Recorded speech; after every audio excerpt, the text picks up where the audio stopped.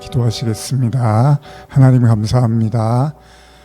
요한계시록 말씀 통해서 우리 자신을 들여다보고 또 말씀 속에서 진주와 보화를 캐내며 또 우리 안에 말씀을 소화하고 또 입에는 달지만 배에는 쓰다는 주님 말씀처럼 우리가 이 말씀들이 쓰기도 하고 때때로 뱉고 싶기도 하겠지만 또 잘 씹어서 소화시켜서 하나님의 영광이 되기를 원하고 또 주님이 진짜 주시고자 하는 참된 은혜와 자유 누리기를 소원합니다.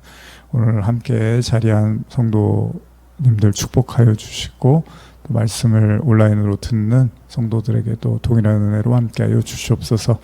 감사드리며 예수님의 이름으로 기도합니다. 아멘. 요한계시록 오늘 20번째 시간입니다. 요한계시록 20번째 시간이고요.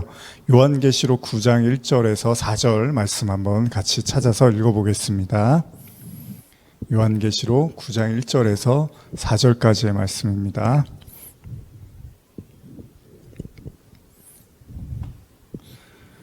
자, 우리 찾으셨으면 같이 한번 읽어보겠습니다.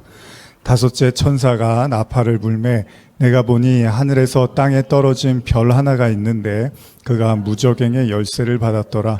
그가 무저갱을 여니 그 구멍에서 큰 화덕의 연기 같은 연기가 올라오매 해와 공기가 그 구멍의 연기로 말미암아 어두워지며 또 황충이 연기 가운데로부터 땅 위에 나오매 그들이 땅에 있는 전갈의 권세와 같은 권세를 받았더라.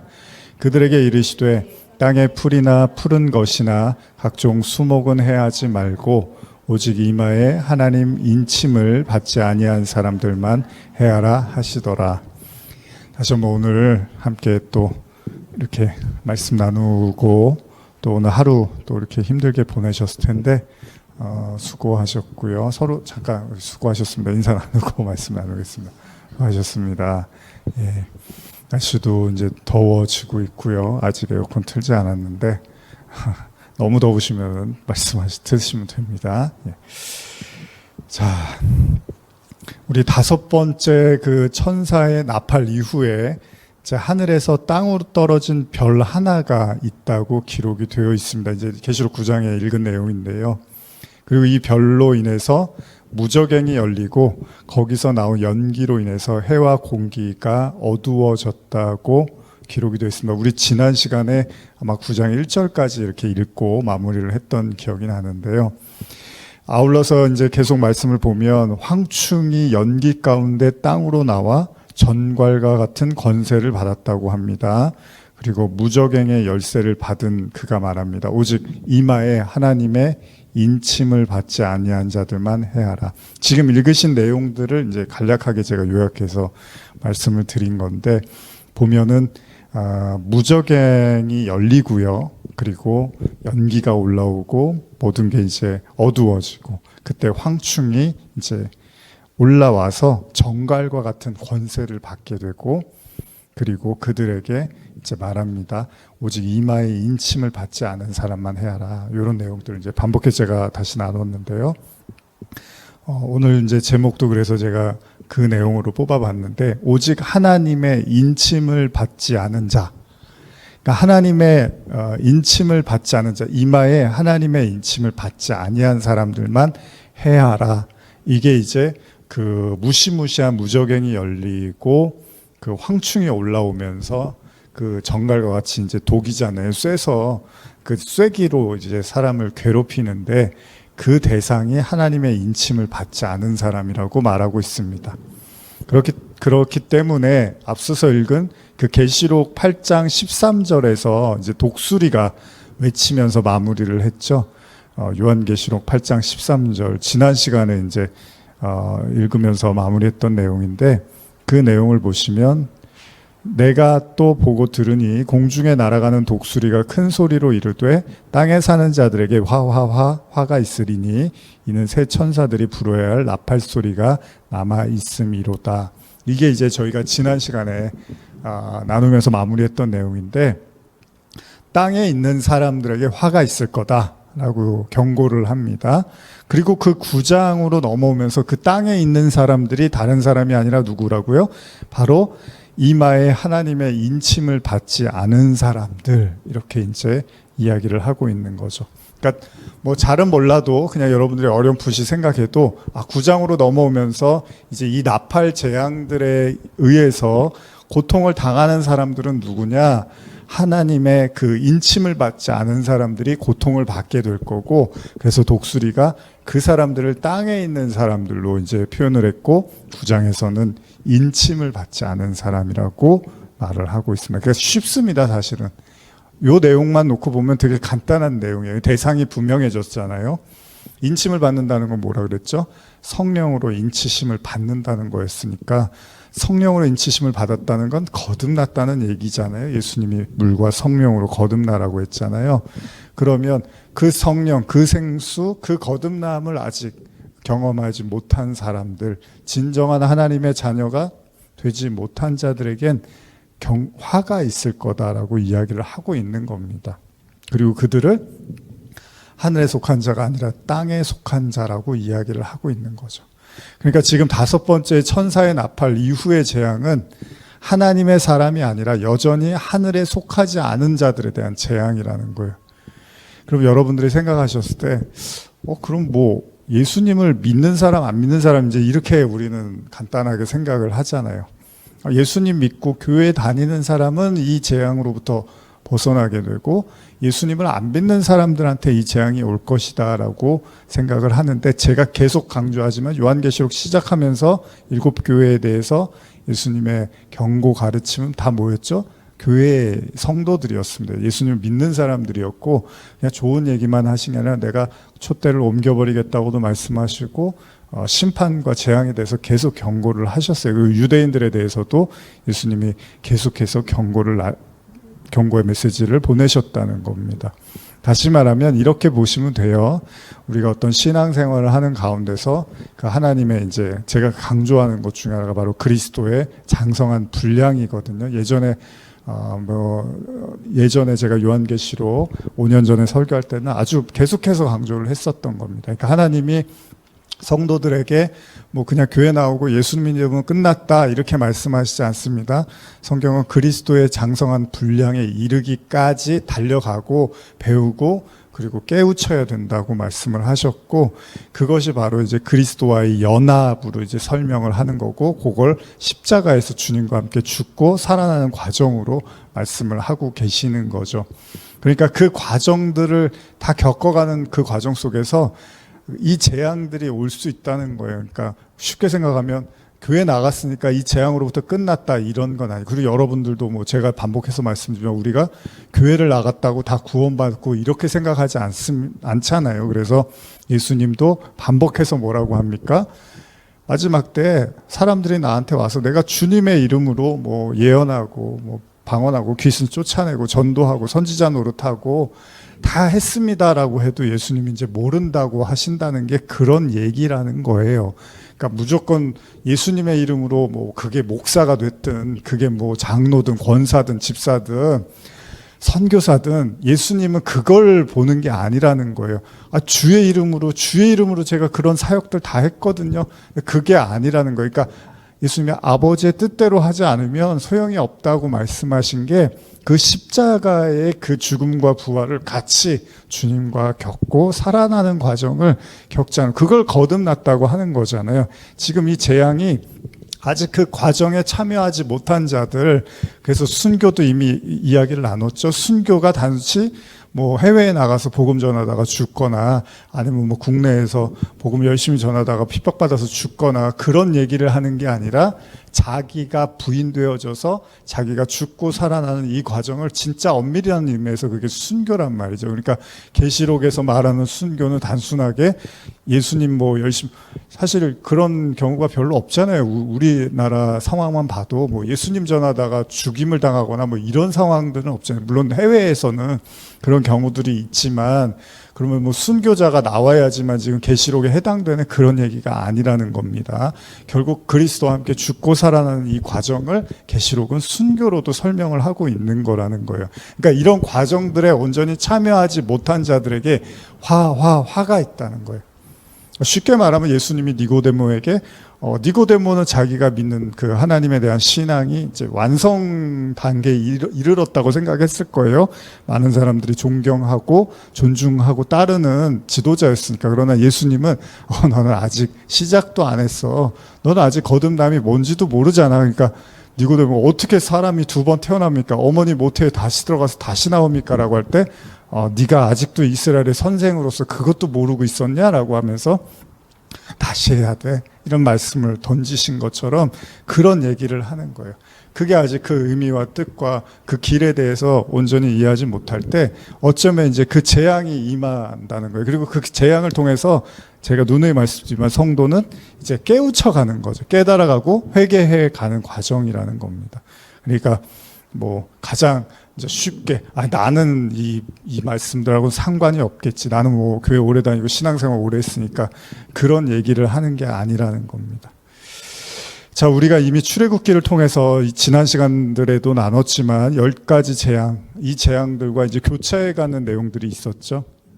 하나님의 이 재앙이 애굽 땅에 일어날 때 첫째 재앙을 비롯해서 세 번째 재앙까지는 여러분 애굽의 백성들만이 아니라 이스라엘 백성도 같이 고난을 받았습니다. 그렇죠? 10가지 재앙들 기억하시잖아요. 그때 세 번째 재앙까지는 같이 고통을 받았어요. 근데 네 번째 파리 재앙 있잖아요. 네 번째 재앙에서는 하나님이 다음과 같은 말씀을 하시는데요. 한번 우리 이거 찾아볼까요? 출애굽기 8장 21절에서 23절입니다.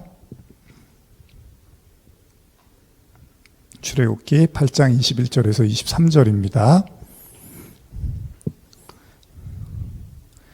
시작. 내가 만일 내 백성을 보내지 아니하면 내가 너와 내 신하와 내 백성과 내 집들에 파리떼를 보내리니 애굽 사람의 집집에 파리떼가 가득할 것이며 그들이 사는 땅에도 그러하리라. 그날에 나는 내 백성이 거주하는 고센 땅을 구별하여 그곳에는 파리가 없게 하리니 이로 말미암아 이 땅에서 내가 여호와인 줄을 내가 알게 될 것이라. 내가 내 백성과 내 백성 사이를 구별하리니 내일 이 표징이 있으리라 하셨다 하시고. 잘 아시는 내용이죠. 하나님이요, 애굽의 재앙을 보내실 때 이 네 번째 재앙인 파리 재앙부터는 이스라엘 백성이 거주하는 고센 지역에 파리 재앙을 내리지 않겠다고 이렇게 말씀을 하십니다. 그리고 그 이유가 뭐냐 하면 이제 이 모든 일을 행하는 분이 하나님이라는 걸 알게 하겠다는 거예요. 잘 한번 생각해 보세요. 그동안은 같이 애굽 사람들과 이스라엘 백성이 재앙에 똑같이 참여를 했는데 이제 파리 재앙부터는 하나님이 이스라엘 백성들에게는 재앙을 멸하신다는, 재앙을 하지 않으시겠다는 거죠. 어떤 의미에서 인간에게 찾아오는 이 고난의 문제에 있어서요, 우리는 그 문제들이 하나님과 무관하거나 혹은 신앙과 연결지어 생각하는 것을 기피하려는 경향이 있습니다. 왜냐하면 사람들은요, 하나님은 좋은 것만 주시는 분이라는 이 고정관념 혹은 강박관념에 대해서 강박관념이 강하잖아요. 그러다 보니까 하나님이 나쁜 것을 주시는 분이라면 그런 하나님을 믿을 마음이 없잖아요. 그러다 보니까 이 혼란스러울까봐 어쨌든 인간이 나쁜 일이 생기면 하나님하고 연관지어서 생각을 안 하려고 한다는 거예요. 뭐 예를 들면 이제 저도 오늘 뭐 설교를 좀 이렇게 이 설교를 좀 듣다가 왔는데 그 설교에서 이제 그런 어떤 목사님이 그런 말씀을 하세요. 아니, 기도해서 들어진 경우가 뭐 몇 번이나 있으십니까? 뭐 그런 얘기를 하시는 거예요. 그러면서 아니 왜 무조건 믿습니다, 아멘, 됩니다, 뭐 이렇게 하면은 거기 앉아갖고 왜 다 아멘 아멘 하고 있냐는 거예요. 실제로 기도해서 별로 들어진 적도 별로 없으면서 그렇게 앞에 나와갖고 막 뭔가 카리스마 있게 뭔가 사람들을 어떻게 보면 이제 그 강하게 뭔가 그렇게 이제 외치면 사람들이 무조건 기도하면 다 됩니다, 뭐 이런 식으로 이제 사람들을 이렇게 믿게끔 하는데 실제로 기도해서 들어진 것들이 몇 번이나 있습니까? 뭐 이제 이런 얘기를 하시더라고요. 물론 기도를 하나님이 안 들으신다는 얘기가 아니죠. 그분의 말씀은 기도를 하나님이 안 들으신다는 얘기가 아니라 기도를 하지만 우리가 원하는 방식과 우리가 원하는 것들을 하나님이 다 들어주신다는 건 아니잖아요. 제가 얼마 전에 뭐 어떤 영화를 봤는데 이제 뭐 어르신들 보는 그런 영화였는데, 그러니까 어르신들이 이제 주인공이신 그런 영화였는데, 아들이 이제 사업을 하다가 실패를 해갖고 위험해지니까 자기 어머니 재산이라도 어떻게 좀 도움을 받고 싶으니까 뭐 그런 얘기를 하면서 뭐 어머니 이렇게 뭐 장롱을 뒤지고 하니까 아내가 옆에 있다가 당신 뭐 하는 거냐고 하면서 당신 어머니 빨리 돌아가시기 원하는 거냐고 뭐 그런 이제 이야기를 하니까 뭐 솔직히 뭐 그런 마음이 있어 뭐 약간 이런 식으로 이제 대답을 하니까 그렇게 그냥 기도하고 싶어 뭐 이런 예를 들면 뭐 그런 식으로 말을 했다면, 그러면 하나님이 뭐 그런 식으로 기도하면 다 들어주시냐는 거예요. 맞지도 않는 말이고 되지도 않는 이치에 맞지 않는 얘기인데 그냥 막 기도하면 우리가 그냥 열심히 어떤 올바르지도 않은 건데도 그게 바른 길도 아닌데 그냥 무조건 때를 쓰고 기도를 하면 무조건 하나님이 너무 많이 기도하니까 어쩔 수 없이 들어줘야겠다. 그게 무슨 하나님입니까? 그렇잖아요. 예전에 이제 운동 경기 같은 거 하다 보면은 막 그러잖아요. 이쪽에서 이쪽 팀은 이쪽 팀대로 막 기도하고 저쪽 팀은 저쪽 팀대로 기도하면 그래서 뭐 골 넣으면은 막 기도하면, 물론 이제 뭐 개인적 신앙의 표현이긴 하지만, 그러면 이제 저쪽에서도 골 넣어서 기도하면은 뭐 도대체 하나님은 그러면은 이거 내가 오늘 어디를 이기게 해줘야 되나 그런 하나님이 아니잖아요. 그러니까 무슨 얘기냐 하면 하나님은 그냥 좋은 것만 주시는 분이라고 믿고 싶다 보니까 내가 좋아하고 원하고 됐으면 하는 것들을 하나님은 그런 것들은 들어주실 마음이 있지만 내가 안 좋은 길이 생기고 안 좋은 일이 생기고 어려움에 빠지고 이런 거에 대해서는 하나님이 절대 관여하시지 않을 거라고 믿고 싶을지는 모르겠지만 그렇지 않다는 거죠. 성경은 그렇지가 않습니다. 하나님이요, 물론 고센에 있는 당신의 백성들을 보호 차원에서 재앙을 내리시지 않았습니다. 그러나 앞선 세 개의 피 개구리 이 재앙까지는 동일하게 애굽 사람들하고 같이 고통을 받게 하셨죠. 그리고 나서 네 번째 재앙에서는 그들을 보호하셨는데 그 이유가 뭐냐 하면 이 모든 일을 행하시는 분이 하나님이라는 걸 알기 위함이라고 기록이 되어 있습니다. 물론 우리가 왜 앞선 세 재앙에서는 동일하게 하나님의 백성도 재앙을 받았습니까? 라고 묻는다면 우리가 그걸 다 알 수는 없지만 분명한 건 그 재앙을 통해서 하나님이 자신이 누군가인지를 명확하게 하셨다는 거예요. 물론 이스라엘 백성들에게는 막는 걸로 재앙을 멈추는 걸로 보여주셨다면 애굽 백성에게는 재앙이 계속되는 걸로 하나님을 나타나셨다는 거죠. 그리고 아울러서 하나님께서는 고센 지역에 재앙을 내리시지 않게 하셨다는 그 이유로 내가 내 백성과 내 백성 사이를 구별하리니 내일 이 표징이 있으리라, 이런 말씀이 기록되어 있거든요. 무슨 이야기냐면 네 번째 재앙을 통해서 하나님이 당신의 백성과 애굽 백성을 구분시키겠다는 말씀이잖아요. 따라서 파리 재앙이 이제 어떤 중요한 재앙이냐, 이 파리 재앙을 통해서 누가 하나님의 사람이고 누가 하나님의 사람이 아닌지를 구분하시겠다는 거예요. 그러면 이제 우리 입장에서는 그러면은 애굽 백성은 파리 재앙을 받았고 이스라엘 백성은 파리 재앙으로부터 벗어났으니까 구분하셨네. 그러면은 재앙을 받는 사람들은 이제 멸망의 대상인가, 이렇게 볼 문제가 아니라 여러분과 저도 마찬가지입니다. 하나님의 어떤 우리에게 어려움과 환난을 허락하실 때 그때 하나님께서 빨리 이게 하나님이 하시는 거구나. 이게 뭐 내가 재수가 없고 운이 안 좋고 내 옆에 내가 내 주변에 안 좋은 사람들만 많이 있고 뭔가 우리가 자꾸 그런 생각을 할 수 있어요. 근데 그게 아닐 수 있다는 겁니다.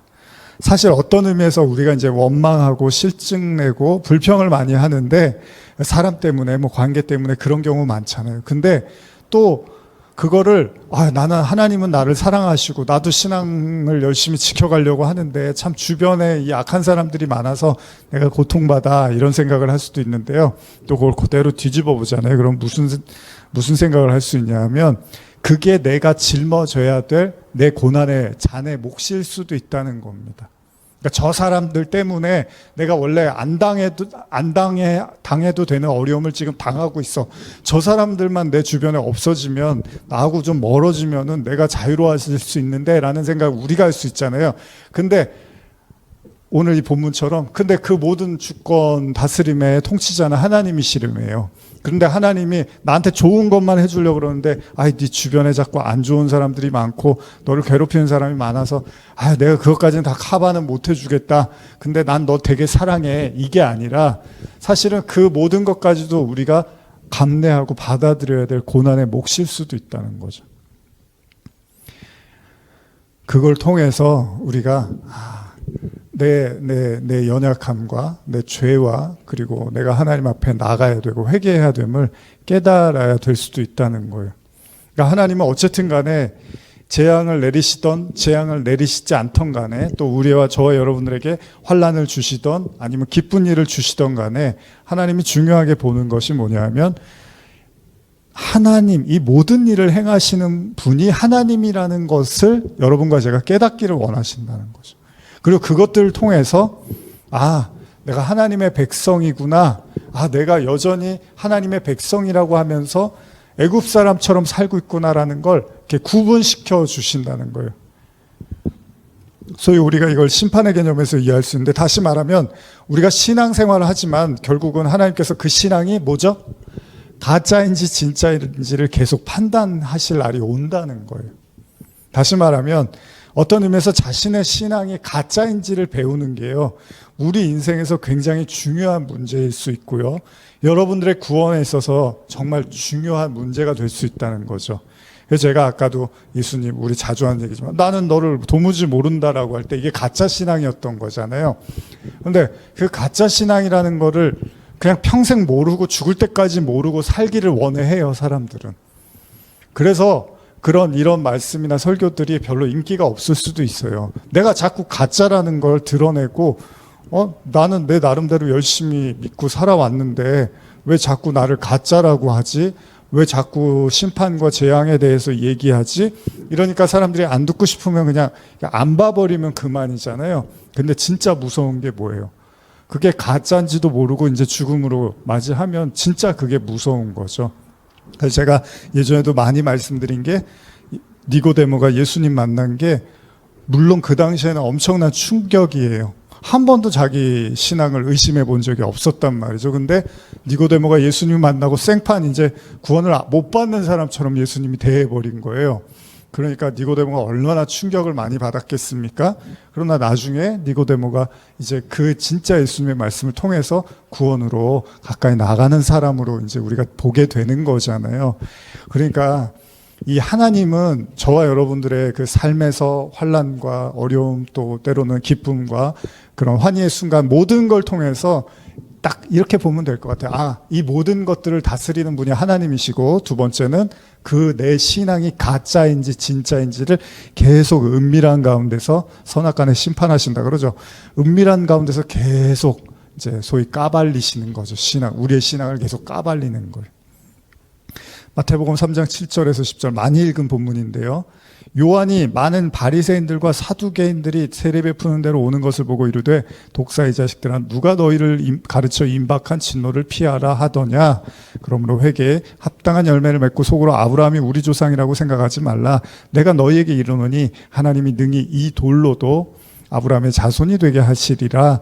이미 도끼가 나무 뿌리에 놓여 있으니 좋은 열매를 맺지 아니하는 나무마다 찍혀 불에 던져지리라. 자, 스스로 이스라엘 백성들은, 유대인들은 스스로의 어떤 신앙에 대해서 조금도 의심을 하지 않았는데 요한은 뭐라고 하죠? 아니야, 너희 뿌리에 이미 도끼가 놓여 있어. 니들은 정말 하나도 모르고 있구나. 전혀 하나님의 마음과 뜻을 전혀 알 수 없구나. 너희들은 너희들 스스로가 정말 뭐가 대단해서 선해서 하나님이 택하신 줄 아는데 하나님은 돌멩이로도 아브라함의 자손이 되게 하해 라고 이야기를 하시는 거죠. 너희 이제 큰일 났어. 너희가 더 이상 회개하지 않는다면 너희는 나무마다 찍혀서 불에 던져지게 될 거야. 이런 얘기를 하면서 12절에 손에 키를 들고 자기 타작마당을 정하게 하사 알곡은 모아 곳간에 들이고 쭉정이는 꺼지지 않는 불에 태우시리라. 이제 심판에 대한 완벽한 이야기를 하는 거죠. 계속 말씀드리지만 그 자기의 구원에 대해서 한치 의심도 없는 게 대단한 믿음 같잖아요. 물론 온전하게 성숙한 그런 믿음이라면 괜찮겠지만 문제는 아직 그렇지 않은 믿음인데 자기 믿음을 과신하는 경우. 여러분, 제가 이제 오늘도 이렇게 예배드리기 전에 뭐 묵상하고 기도하면서 한 가지 생각 드는 게, 이제 바울이 율법이 탐심이라는 말을 하거든요. 탐심이라는 게 뭐죠, 여러분? 무언가를 탐하는 마음이에요. 탐하는 마음. 그러니까 욕심이라고도 하잖아요, 우리가. 그래서 바울이 그런 표현도 쓰죠. 우리가 정과 욕심을 십자가에 못 박았다, 이런 말을 해요. 예를 들면 제가 한번 이제 혼자 기도하면서 그런 생각을 해봤어요. 여러분이 100원을 갖고 있어요. 물건을 사러 갔는데 100원짜리, 예를 들면 뭐 아이스크림을 예를 듭시다. 뭐 저도 옛날에 깐돌이 뭐 이런 거 좋아했는데 그 50원이었는데 그때는 하여간 100원이 이제 있는데 내가 먹고 싶은 걸 사려고 했는데 더 맛있어 보이는 게 있어요. 근데 그 가격을 물어보니까 200원이에요.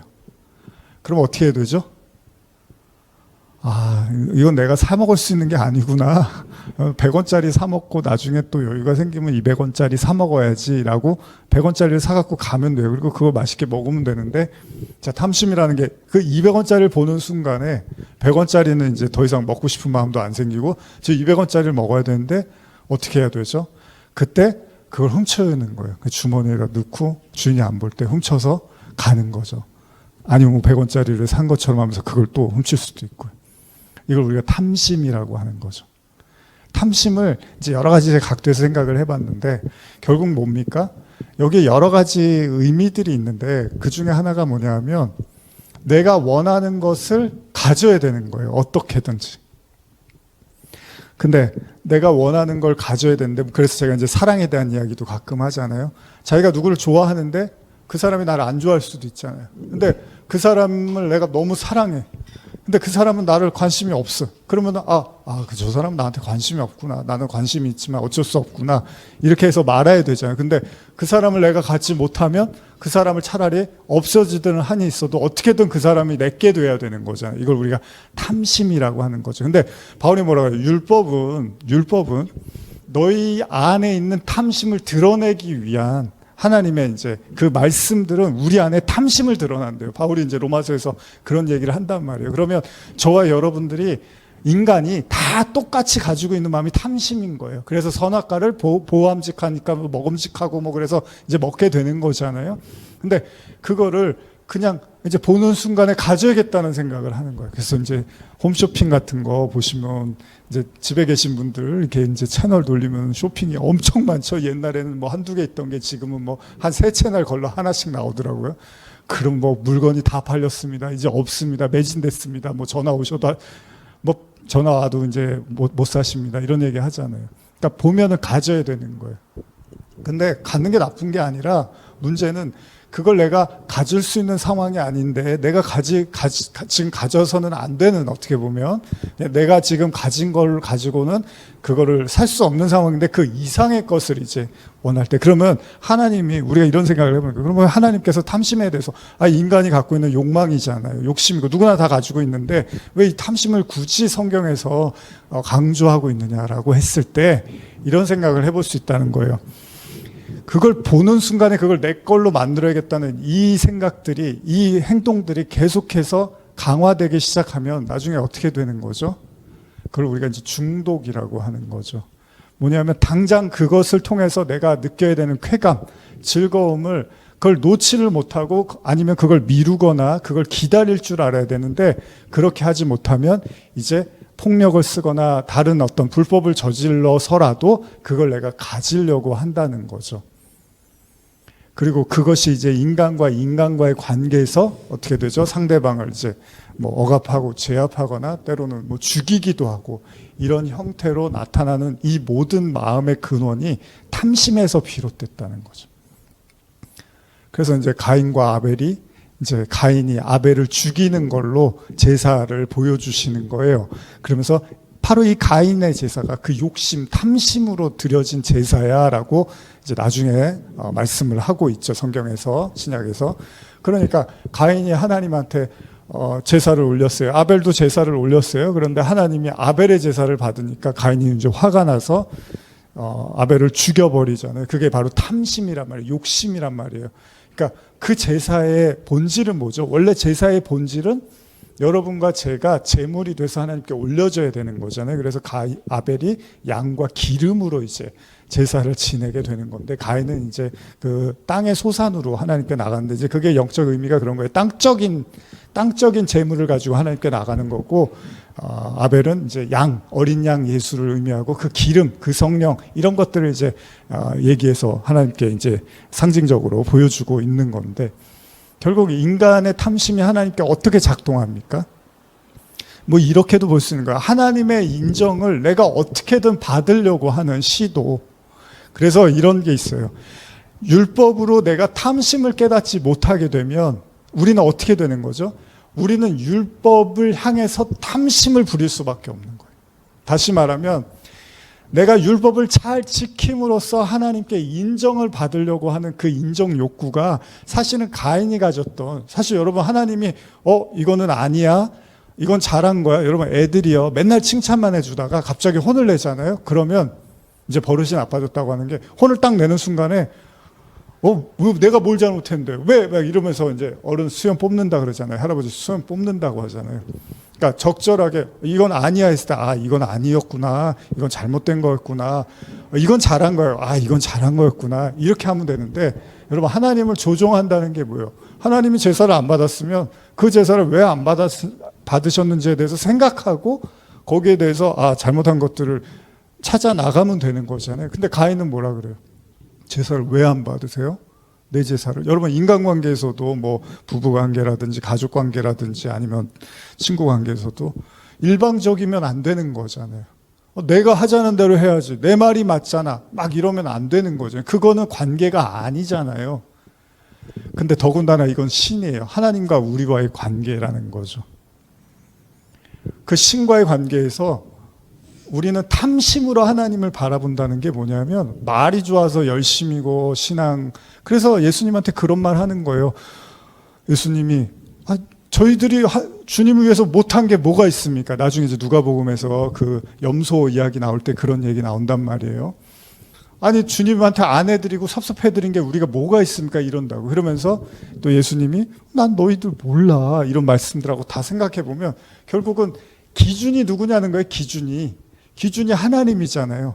가인과 아벨의 그 제사를 받고 연락받으시는 기준이 하나님이면, 하나님이 노를 했으면 그 노에 대해서 받아들이고 인정하면 되는데, 하나님이 예스를 해야 되는 거예요, 무조건. 여러분 나중에 우리가 심판대 앞에 예를 들면 선다면, 제가 이제 몇 차례 말씀드렸지만, 제 앞에서 하나님이 너는 구원 아니다, 너는 구원 못 받아, 그러면 제가 하나님 멱살을 붙잡고, 진짜 내가 평생 어떻게 살았는데 하나님 너무 억울합니다, 정말 하나님 그러시면 안 됩니다 라고 해봤자 아무 소용이 없는 거잖아요. 근데 회개는 그런 거예요. 그걸 죽어서 그런 얘기 들으면 큰일 나는 거잖아요. 그러니까 살아있을 때 하나님이 환경과 사람과 여러 가지 말씀을 통해서 계속 역사하고 말씀하실 때 조금씩 나를 수긍해 가면 하나님의 말씀을 따라가는 게 되는 거지만, 바로의 결론은 뭐예요? 절대 하나님의 말씀을 수긍하지 않았고 받아들이려고 하지 않았다는 겁니다. 그게 바로 유대인들의 모습이었고, 그 유대인들은 그래서 하나님이 오냐 박수 쳐주고 잘한다 넌 내 자식들이다, 내 백성들이라고 생각해 주기만을 누가? 스스로 그렇게 생각했다는 거예요. 자신의 구원을 철석같이 그냥 믿어버린 거죠. 오늘날도 여러분 그런 신앙인들이 굉장히 많을 거예요.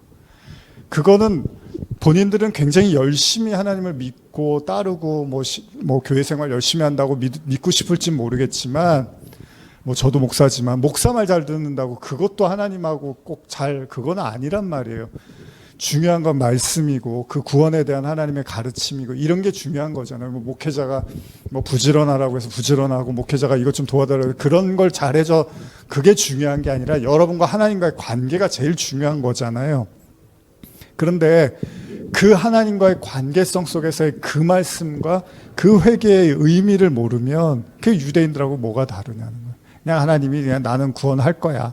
하나님이 나한테는 아무 소리도 안 할 거야. 나는 무조건 사랑하시지. 물론 뭐 틀린 얘기는 아니지만 그렇다고 하나님이 심판이 없고 지옥이 없는 건 아니라는 거죠. 누군가에게는 심판이 올 것이고 누군가는 지옥에 가게 된다고 성경은 말씀하고 있습니다. 그러면 다 그렇게 믿잖아요. 교회다니는 사람들은. 나는 다 하나님이 사랑하실 거야. 나는 하나님이 결국 구원하실 거야. 다 그렇게 믿잖아요. 그럼 다 구원받아야 되잖아요. 그게 아니라고 하잖아요, 성경은. 그럼 뭐 말씀도 볼 필요가 뭐가 있습니까? 예배도 뭐 매주 꼭 드려야 될 이유가 뭐가 있어요? 어차피 구원하실 건데.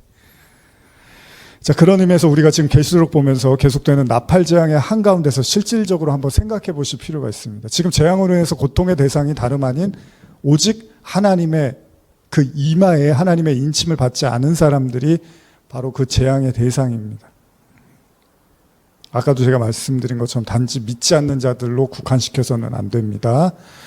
교회 안에 신앙 안에서 제대로 된 신앙이 아니라 잘못되고 거짓된 신앙을 일관하면서 그게 무엇인지도 모르고 문제도 파악하지 못하는 성도들이 가장 위험하고 그리고 우리 자신도 그럴 수 있다라는 겁니다. 여러분 거짓 선지자는 어디 있어요? 거짓 선지자는 교회 밖에 있나요? 교회에 있잖아요. 교회.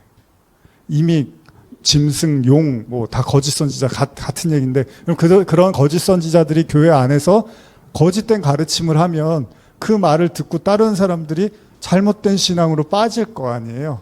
그럼 얼마나 많겠어요. 거짓 선지자들이 많다고 하잖아요. 이제 계시록 보면 볼수록 더 나가고 앞으로는 다 그 거짓된 그 선지자들 짐승 용 앞에서 경배하더라 이런 얘기까지 나온단 말이에요. 요한 계시록 13장 가면 그러면 굉장히 많을 거 아니에요.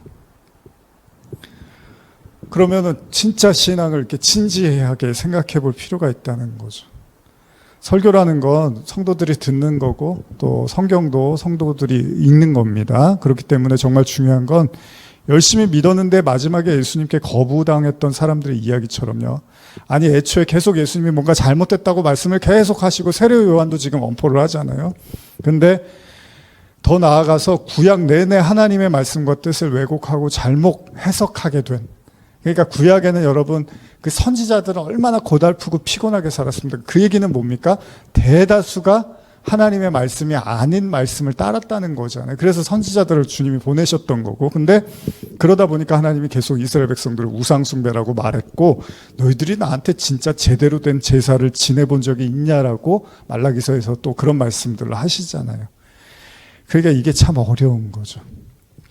뭐 이렇게 말씀을 이제 듣는 분들 온라인도 마찬가지지만 똑같은 얘기가 반복되는 것처럼 들리실 수도 있지만 그만큼 사람들의 귀가 열리고 마음이 열리고 생각이 열리는 게 쉽지 않다는 거예요. 오죽하면 성경이 귀 있는 자는 들으라고까지 말씀하신 게 귀가 없는 사람이 어디 있습니까? 그런데 안 들리니까 계속 반복을 하는 거거든요. 우리가 하나님의 그 7 나팔의 재앙을 보면서 나팔이 불려지니까 뭐가 일어났고 뭐가 떨어지고 뭐가 불이 나고 뭐 연기가 나고 아유 잘됐다 나는 하나님 믿으니까 다행이다. 근데 하나님 안 믿는 사람들 이제 큰일 났구나 이러면 안 된다는 거예요. 그러면 제가 반복하지만 계시록을 뭐하러 봅니까? 계시록이 우리 책이 아닌 거잖아요. 그럼 저 사람들 안 믿는 사람들 멸망받는 얘기를 그럼 하나님이 하나님 안 믿으면 이렇게 무시무시하게 이제 죽을 거야 그러면서 원래 그럼 심판받을 거 우리가 잘 알고 있는데 좀 리얼하게 하나님이 우리에게 보여주려고 이런 책을 주셨냐는 거예요. 무슨 액션 영화인데 되게 잔인한 영화들 있잖아요. 그럼 계시록에 그런 역할을 담당하는 책이냐는 거예요. 그건 아니잖아요. 여러분 노아의 방주 보면은 어떻죠? 구원받은 사람이 8이란 말이에요. 그 얘기는 뭡니까? 그러니까 이런 심정으로 뭐 예전에도 나눴지만은 노아의 심정 여러분들은 어떻습니까? 저도 이제 오늘도 말씀 준비하면서 좀 애를 먹을 때가 있거든요. 그 주에 좀 특히 더 그럴 때는 제 나름대로 좀 부담감도 갖고 소화도 오늘은 좀 이렇게 약간 장도 좀 꼬이고 그랬었는데 아무래도 좀 그 설교 준비하고 하는 게 쉽진 않은데 그 와중에 이제 그런 생각을 해봤어요. 에이, 뭐 내가 열심히 성경에서 몇 명이나 듣는다고, 뭐 얼마나 알아준다고, 뭐 이런 생각이 안 드는 건 아닙니다. 가끔 저도 그런 생각이 들 때가 있습니다. 근데 노아를 생각해 보면 노아가 뭐 120년으로 보는데 꼭 맞는 얘기는 아니지만 노아가 그 긴 시간을 방주를 만들면서 글쎄요 매일 뭐 기쁘게 감사함으로 허허 실실하면서 방주를 만들었을 것 같지는 않아요. 참 많은 고뇌와 참 많은 포기하고 싶은 순간들이 왜 없었겠습니까? 그리고 더 놀라운 건 뭐죠? 방주를 문을 닫을 때까지 아무도 탄 사람이 없었다는 거예요. 그래서 오죽하면 제가 이제 또 다른 이제 채널을 하나 만들어서 이제 거기에 제가 좀 중요하다고 생각되는 이제 설교들만 올리고 있는데 거기에 이제 그런 예전에 2022년에 노아 방주 설교할 때 오죽하면 제가 뭐라고 말씀드렸습니까? 방주는 누굴 위한 거다? 노아 자신을 위한 거였는지도 모른다. 그런 말씀까지 하는 거예요. 이 교회, 이 목사 사역을 하는 게 어쩌면 제 자신을 위한 걸 수도 있다는 거예요. 저 하나 구원하시려고. 그럼 여러분들 다 그렇지 목사님 위한 거지 이러면 안 돼요. 여러분들도 여러분들에게 주시는 하나님의 부르심과 사역이 여러분들을 구원하시기 위한 하나님의 가르침이고 길일 수도 있다는 겁니다. 근데 보세요. 결국은 아무도 안 타요. 그렇게 오래 공들여서 그 힘들여서 그 방주를 만들었는데 아무도 안 타고 가족들만 딱 타는 거예요. 그것이 의미하는 게 뭡니까?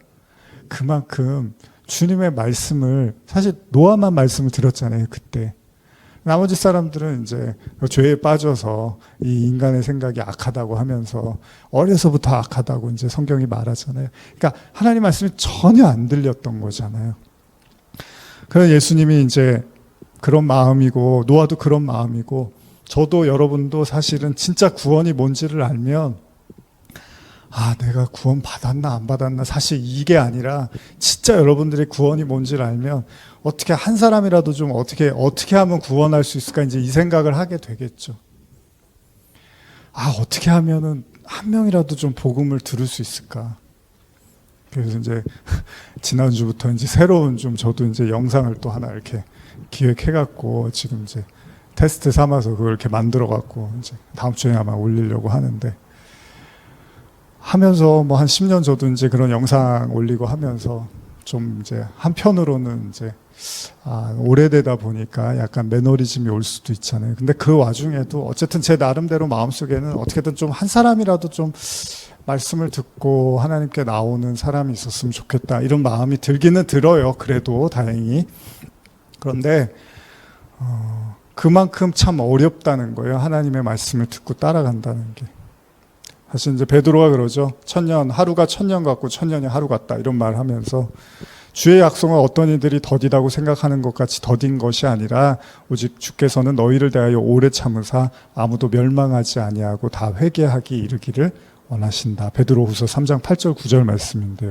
우리 이전에도 나눴지만은 이 계시록은 굉장히 냉정한 문자, 냉정한 글로 이루어졌지만 그러나 사도 요한의 그 강점이 뭐였죠? 사도 요한이 어떤 사람입니까? 사랑이 많잖아요. 사랑이 많은 사람으로 우리가 요한을 이해하잖아요.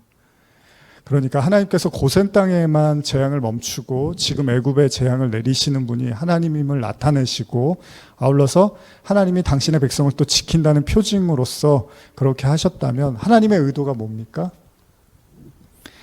하나님은 바로 왕에게 계속 예전에도 말씀 나눴지만 계속 회개의 기회를 주고 있다는 거예요.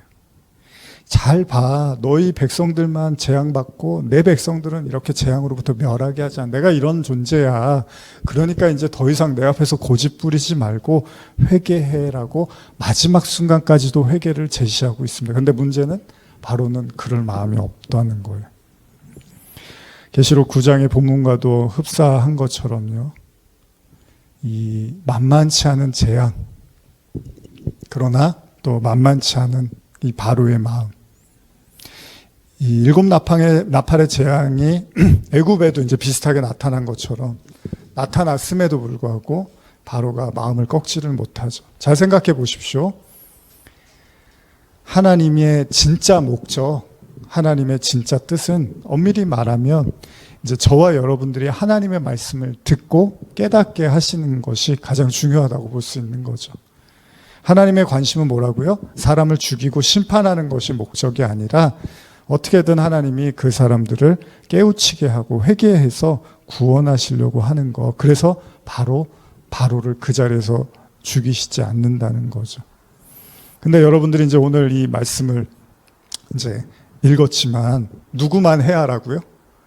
인침을 받지 않은 하나님의 이마에 하나님의 인침을 받지 않은 자들만 해하라고 할 때 여러분들은 진지하게 말씀을 떠올려 보는 거예요. 도대체 이 인침을 받는다는 게 무슨 얘기고, 그럼 나는 도대체 어떤 존재인가? 나는 정말 하나님의 인침을 받은 사람인가 아닌가? 이런 것들을 우리가 진지하게 생각을 해 볼 필요가 있죠. 그래서 우리가 지난 시간에도 읽었지만은 한번 계속 읽어볼까요? 4절에서 6절 한번 더 읽어볼게요. 계시록 9장 4절에서 6절입니다. 시작. 그들에게 이르시되 땅에 풀이나 푸른 것이나 각종 수목은 해하지 말고 오직 이마에 하나님의 인침을 받지 아니한 사람들만 해하라 하시더라. 그러나 그들을 죽이지는 못하게 하시고 5달 동안 괴롭게만 하게 하시는데 그 괴롭게 함은 전갈이 사람을 쏠 때의 괴롭게 함과 같더라. 그날엔 사람들이 죽기를 구하여도 죽지 못하고 죽고 싶으나 죽음이 그들을 피하리로다. 그러니까 이 내용만 보면 어떻죠? 이 이마에 인치심을 받는다는 것이 굉장히 중요한 거죠. 왜냐하면 그것을 받지 못한 사람들에게 지금 재앙과 심판이 오고 있다는 겁니다. 어쩌면 죽음과 같은 고통에서 바로는 가장 좋은 선택을 할 수도 있습니다. 그러나 바로가 굽히지 않았습니다. 성경은 이제 하나님을 의지하지 않는 사람들, 하나님의 대적자고 회개하지 않는 사람들, 또 태양이라는 우상을 섬기는 자의 대표로 바로를 등장시키고 이제 그의 강팍함을 우리에게 보여줬잖아요. 출애굽기 4장 21절을 보면 여호와께서 모세에게 이르되 내가 애굽으로 돌아가거든 내가 내 손에 준 이적을 바로 앞에 다 행하라. 그러나 내가 그의 마음을 완악하게 한즉 그가 백성을 보내주지 아니하리니.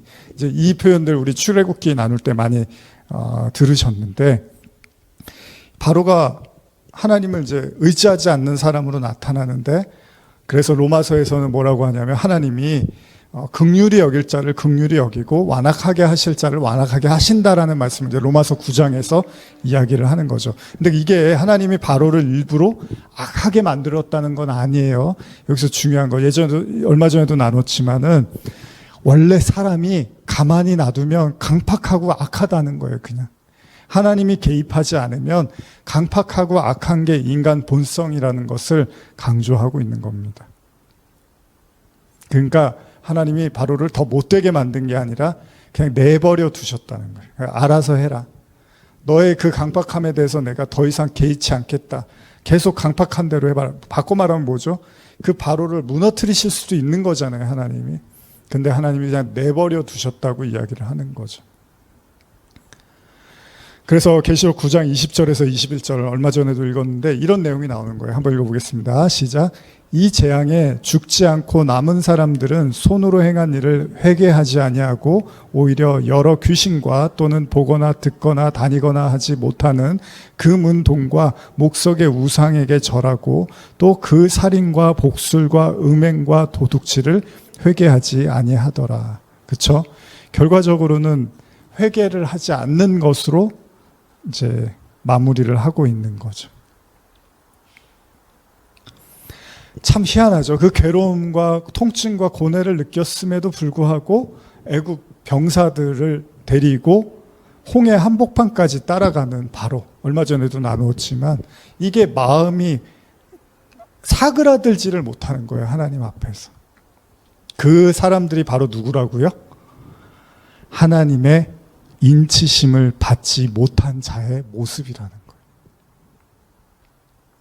여러분, 하나님께서 공의의 하나님이라면 우리가 분명히 믿는 게 있습니다. 뭐냐면 하나님께서는 인간에게 불필요한 고난을 주시는 분이 아니라는 거예요. 그러니까 오늘은 하나님이 우리의 기도를 들어주시는 선한 하나님으로만 보지 마시고 하나님은 인간에게 불필요한 고난을 주지 않는 그런 하나님으로 볼 필요도 있다는 거죠. 오늘 이 재앙의 의미는 바로 땅에 속한 사람들, 그러니까 하나님의 인침을 받지 못한 사람들의 강팍함을 이야기해 주는 거고, 그래서 지난번에도 제가 말씀드렸지만 이 사람의 강팍함이 이 정도가 되니까 하나님도 그에 상응하는 재앙과 심판으로 다가간다라는 거죠. 뭐 성도들에게 하나님이 불구경이라도 시켜주려고 이 재앙을 뭐 현란하게 쓰고 있다는 게 아니라, 진짜 무서운 게 뭡니까? 이런 엄청난 일이 자기 눈앞에 펼쳐지고 있는데 눈 하나 끄떡하지 않는 인간의 마음을 보여주고 있는 거예요. 여러분들이 재앙과 심판만 보면 하나님이 너무한 것 같잖아요. 근데 그 인간의 모습을 보면 거기에 상응하는 마음을 가지고 있는 것이 바로 인간의 완고한 마음이라는 거예요. 그래서 이 본문 서두에 이 재앙을 일으키는 자에 대한 묘사를 하고 있는데, 계시록 9장 1절 2절 한번 다시 읽어볼까요? 시작.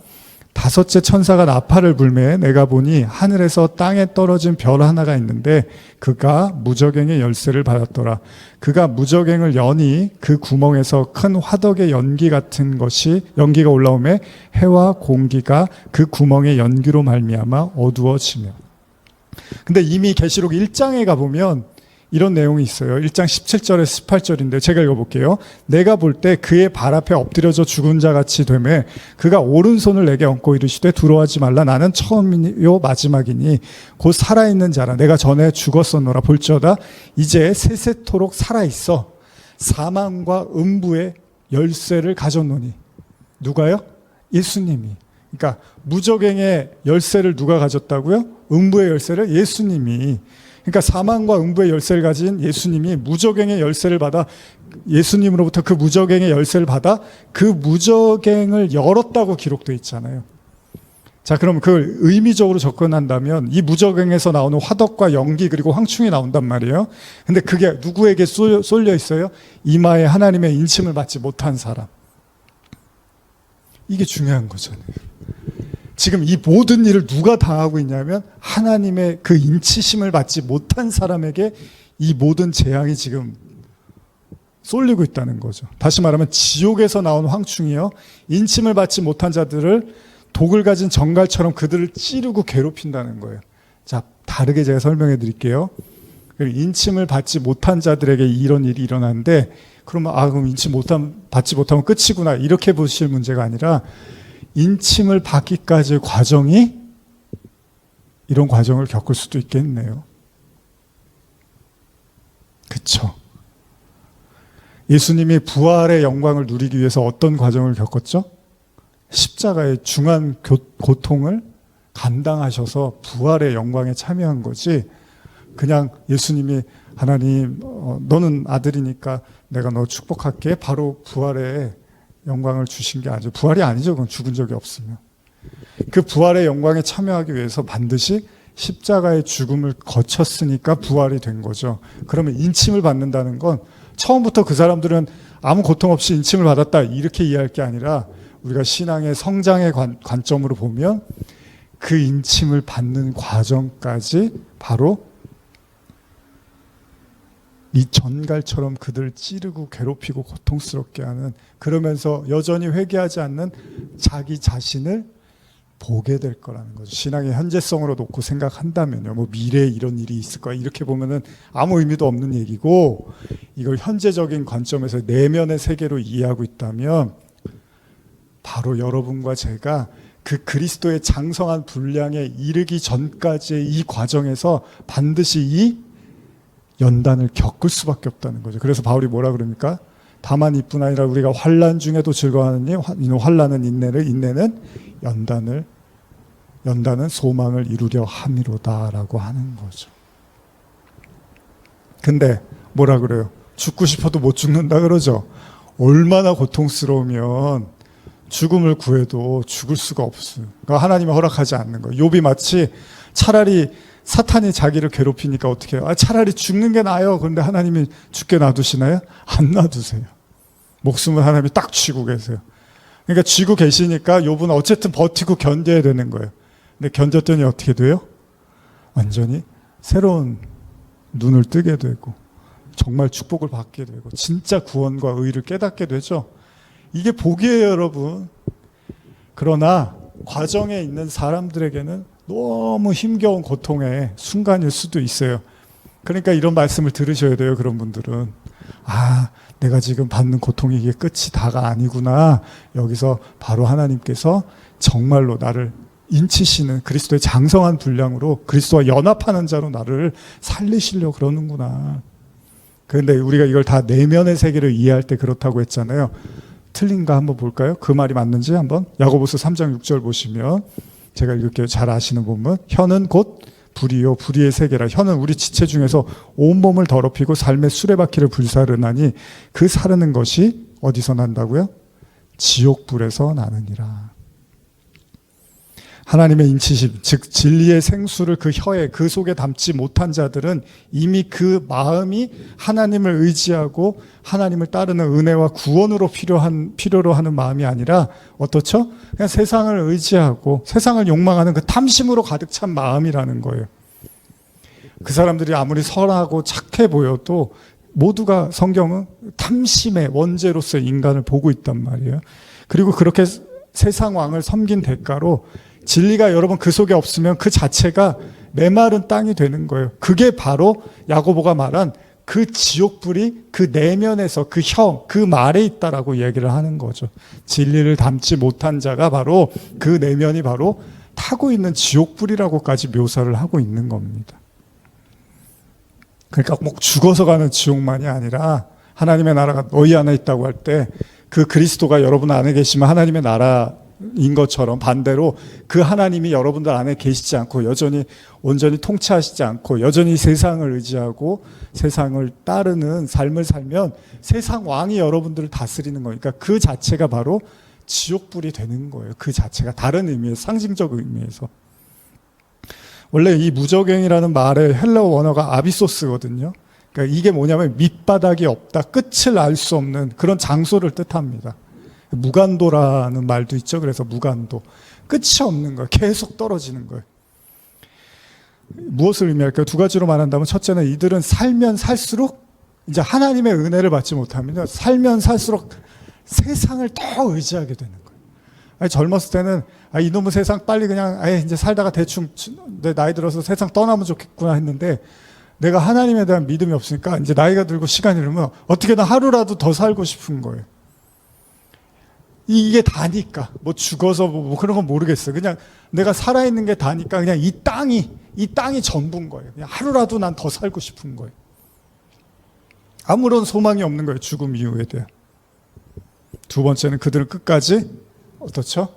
하나님께 회개할 마음은 갖지 않는다는 겁니다. 그게 하늘을 향하지를 못하고 이 마음이 이미 무저갱이 돼버려서 하늘이 아니라 땅을 계속 땅으로 들어가는 거예요. 땅으로. 그냥 눈에 보이고 안락해 보이고 뭔가 나를 조금이라도 덜 아프고 편안하게 해줄 수 있는 거 그런 것만 찾고 있는 거예요. 계속. 그렇기 때문에 무저갱에서 나타난 재앙이잖아요. 이게 지금 다 무저갱에서 올라온 황충들이잖아요. 지옥에서 올라왔는데 그 지옥에서 올라온 그 재앙도 이 인간의 마음을 굴복시키지를 못하더라는 거예요. 무슨 말입니까? 이게 더 강한 지옥이다 보니까 그 지옥에서 올라온 것도 이 지옥을 이기지를 못하고 있는 거예요. 굴복을 못 시키는 거예요. 무서운 얘기예요. 사실 제가 이렇게 웃으면서 말씀드리죠. 이 설교 준비할 때 이게 참 무서운 얘기인데 그런 생각을 했거든요. 이 진리를 담지 못하면요, 우리가 진리가 뭔지를 믿지를 못하고 우리 안에 생수를 갖지 못하면 그 자체가 사실은 멸망의 땅이거든요. 그냥 오로지 탐심과 세상을 의지할 수밖에 없다는 거죠. 이 인간의 마음이 이렇게 강한 거예요. 그래서 예수님이 십자가를 지고 죽으셔야만 했던 거예요. 그 마음이 죽어야 된다는 거예요. 그 마음. 예수님이 십자가를 왜 지셨냐면 우리 죄 때문에. 그래서 물어봐요. 그럼 무슨 죄를 지었는데요? 그러면 글쎄요, 뭐 그렇게 큰 죄는 진 건 아닌데 사람들이 다 그러잖아요. 예수님이 나를 위해서 십자가를 지고 돌아가셨대. 그러면 뭘 그렇게 잘못하셨는데요? 그럼 글쎄, 옛날에 뭐 좀 누구 미워했었어요. 그것 때문에 예수님 죽으셨어요. 옛날에 뭐 좀 사기친 것 같아요. 뭐 그런 죄가 아니에요.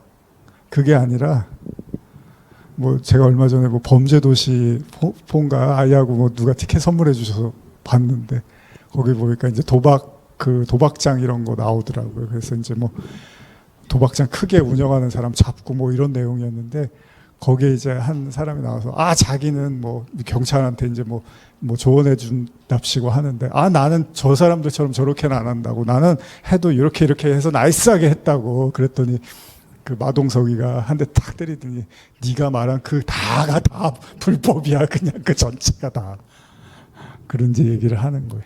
마찬가지입니다. 뭐 몇 개 죄 짓고 그것 때문에 예수님이 십자가 지고 사흘 만에 부활하신 게 아니라 그 인간의 마음, 부패한 마음 전체가 다 멸망받아야 될, 십자가에 못 박혀야 될 죄라는 거예요.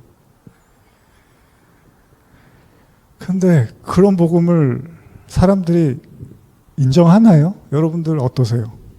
복음은 그 정도까지예요. 여러분, 이제 제가 마무리할게요. 우리가 영원히 죽어야 된다며요. 예수님 안 믿으면. 여러분들이 영원히 죽을 만큼 그렇게 잘못하셨나요? 그런 생각 잘 안 들잖아요, 솔직히. 제가 뭐 다 이렇게 물어보진 않아도 아마 내가 그렇게 영원히 죽어야 될 만한 사람은 아니지. 그런 생각 하실 거예요. 그러니까 그게 복음을 모르는 거예요, 사실은. 왜 내가 영원히 죽어야 되는지를 알아야지 영원히 사는 것이 내게 되는 거거든요. 근데 내가 영원히 죽어야 되는 사람인지를 모르면 아직 여러분이 영원히 살아야 되는 게 여러분께 아닌 거예요. 그래서 영생이나 영원 이런 것들이 여러분들한테 별로 와닿지 않을 수도 있어요. 제가 은혜를 받고 가장 뼈저리게 한 1년 동안 깨닫게 하신 게 그거였거든요. 내가 왜 영원히 죽어야 되는 존재인지를 아주 처절하게 깨닫는 시간이 한 1, 2년이 걸렸거든요. 그게 여러분 영원히 죽은 사람한테, 여러분 100만 원 빚진 사람한테 100만 원을 이렇게 줘서 갚는 거잖아요. 1억을 빚졌으면 1억을 줘야 되잖아요. 그 사람을 꺼내려면. 그러면 예수님이 영원히 우리에게 영생을 줬다는 건 뭐예요? 영원히 못 살기 때문에 영원히 사는 그 티켓을 준 거잖아요. 여러분이 영원히 죽어야 되는 존재가 아니면 예수님도 그 정도까지 오버해서 돈 줄 필요가 없죠. 여러분이 100원 빚졌는데 굳이 10억을 줄 필요는 없잖아요. 여러분들이 10억을 빚졌으니까 예수님도 10억을 준 거거든요. 근데 여러분들이요, 난 100원밖에 빚진 게 아닌데 그러면 저쪽에서 10억을 줘도 100원밖에 여러분께 아니에요, 사실은. 저쪽에서는 너는 1조가 필요해. 너 여기서 나오려면 1조가 필요해. 그러고 있는데 저는 한 1,000만 원이면 충분히 나올 수 있는 사람이에요. 라고 하면 저쪽에서 1조를 줘도요, 나한테는 1조가 필요 없어요. 1,000만 원이면 되는 거예요. 이게 지금 무적행 얘기가 간단한 얘기가 아닙니다. 그에 상응하는, 우리가 뭐 약을 처방받을 때 그 질병에 그 상응하는 약을 주듯이 지금 지옥 얘기가 하나님이 여러분과 저에게 무시무시하게 겁주려고 지옥 얘기를 하는 게 아니라 이게 바로 그렇게 영원히 죽을 수밖에 없는 인간의 마음이라는 걸 지옥으로 설명하는 거거든요. 무적응에서 황충이 올라오고 5개월 동안을 괴롭히는데도 끄떡없는 인간의 마음을 보여주시고, 자, 바로 이게 인침받지 못한 자들이고, 그래서 우리가 하나님의 그 인치심을 받아야 되는 그리스도로 말미암아 그 은혜를 누려야 되는 자들이라고 성경이 적나라하게 우리에게 보여주고 있는 겁니다.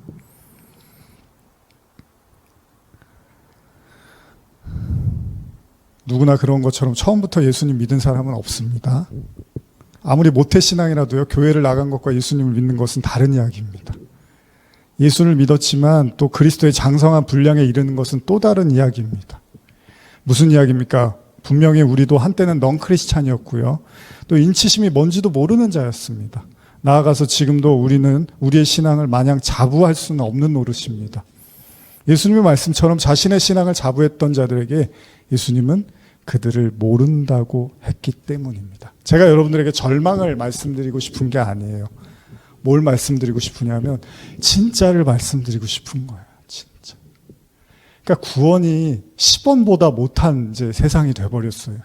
왜? 나는 10원밖에 빚진 게 없어요. 내 죄는 10원이면 충분할 것 같은 거예요. 그러니까 저쪽에서 하나님이 아무리 엄청난 은혜를 줘도 그게 은혜가 아니에요. 왜요? 나 그런 거 지금 필요 없어요. 뭘 깨달으라고 환난을 주시는 거예요? 뭘 깨달으라고 이렇게 힘들게 하시는 거예요? 난 그 정도가 필요한 사람이 아니에요. 그냥 먹고 사는 것만 해결해 주세요. 그러면 된 건데 뭘 가르치고 싶은 거예요, 저한테? 이러고 있는 거예요, 인간들이. 지금 자기가 영죽을 어떤 존재에 대한 하나도 인식이 안 되다 보니까 복음이 별로 의미가 없어요. 그러니까 그냥 여러분 기도하는 거 하나님이 다 들어주세요. 여러분들이 원하는 대로 하나님이 다 해주실 거예요. 여러분들이 행복하게 살게 해주실 거예요. 이런 얘기만 하면 이제 거기서 아멘 아멘 하고, 그게 나쁘다는 게 아니라 그것만 말하면 그게 거짓말 아닙니까? 하나님이 그런 분이에요. 뭐 우리가 해달라는 대로 다 해주고, 아니잖아요. 진짜 하나님이 누군지를 알아야 됩니다. 핵심은 뭡니까? 오늘 말씀 보면서 우리 믿음의 현 주소를 생각해야 됩니다. 제가 계시록을 그냥 괜히 하는 게 아니에요. 그냥 이 책 하다가 이제 할 거 없으니까 이 책 해야겠다 이게 아니라, 여러분들 5년 전에 들었던 말씀 이제 5년이 지나고, 이제 어떤 분이 그러셨잖아요. 시간이 지나니까 더 이렇게 다 와닿는 것 같다, 들리신다고 그런 말씀 하셨잖아요. 그렇습니다. 이제 시간이 지났으니까 한번 이제 진짜 더 진지하게 보려고 하는 거예요. 뭐 여러분뿐만 아니라 또 온라인 상에서도 마찬가지고요. 우리는요, 우리가 고센에 머무르는 자인지 아니면 아직도 애굽에서 여전히 하나님의 그 전쟁을 치르고 있는 자들인지도 잘 분석해야 됩니다. 그리고 이 싸움에서 반드시 한 가지 인정해야 될 게 있습니다. 여러분들의 마음이 그렇게 하나님 앞에서 부드럽고 말랑말랑하지는 않다는 거예요. 그러나 하나님은 포기하지 않습니다. 계속 가르치시고 계속 기회를 주시고 환경을 통해서 모든 걸 다 동원해서 여러분들에게 말씀하시고, 결국은 여러분들에게 영생과 구원의 가치가 얼마나 귀하고 그 자유와 그 은혜가 얼마나 소중한지를 깨우치고 진짜 하나님 나라로 이끄실 겁니다. 잊지 않으셨으면 좋겠습니다. 기도하시겠습니다. 하나님 감사합니다. 오늘 또 계시록 말씀 결코 만만치 않은 말씀이지만 우리가 이 말씀 보면서 구원의 가치, 구원의 의미, 구원의 중요성을 깊이 생각해 보기를 원합니다. 말씀 듣는 우리 성도님들과 그리고 또 모든 온라인상에서 말씀 듣는 모든 분들에게 진짜 구원의 의미와 가치를 느끼게 하시고, 그 감격과 기쁨이 또 어려움은 있겠지만 또 싸움은 있겠지만 결국은 하나님께서 승리케 하시고 자유케 하심을 믿으며 나가게 하여 주시옵소서. 감사드리며 예수님의 이름으로 기도합니다. 아멘.